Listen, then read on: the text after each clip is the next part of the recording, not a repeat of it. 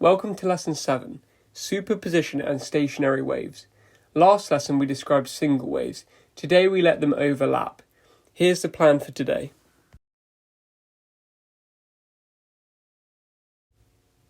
The principle of superposition is simple to state. Where two or more waves meet, their displacements add together. If two waves meet in phase, crest on crest, they reinforce, and that's constructive interference. If they meet in antiphase, crest on trough, they cancel, and that's destructive interference. But to get a stable, steady pattern you can actually observe, the two sources must be coherent. This means that they have the same frequency and keep a constant phase difference. Without coherence, the pattern just flickers and washes out. We can see a special case of this. Take two identical waves travelling in opposite directions, for instance, a wave and its own reflection coming back, and let them superpose. The result is a stationary wave. The pattern doesn't move along, and crucially, it transfers no net energy. The energy just sloshes back and forth, up and down in place. That's completely unlike a normal progressive wave, which carries the energy along with it. I'd strongly recommend trying this at home. Take a string and tie one end around a door handle.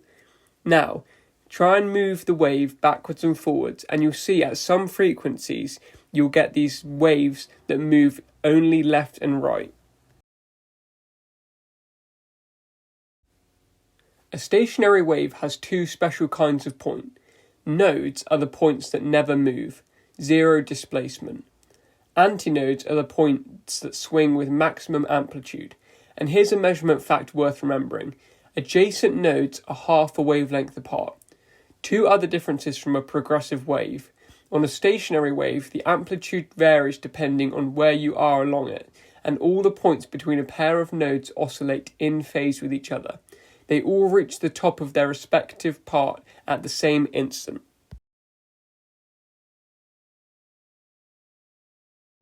On a string fixed at both ends, like with one end being tied around a door handle, only certain stationary waves fit. These are the harmonics. The simplest, the fundamental or first harmonic, fits exactly half a wavelength between the two fixed ends. This is when we only have one loop of the stationary wave. Its frequency is V over 2L. The higher harmonics are just whole number multiples of that. The nth harmonic has frequency n times the fundamental. And if you need the speed of the wave on the string itself, it's the square root of the tension divided by the mass per unit length. V equals root 2 over mu. More tension speeds it up, a heavier string slows it down. Try this at home if you can. A quick practical tool to finish, the oscilloscope. It plots voltage up the y-axis against time across the x-axis. You use the time base, the setting that controls the horizontal scale, to read off the period of a signal, and from the period you can get the frequency. And the y-gain, the vertical scale, lets you read the amplitude or voltage.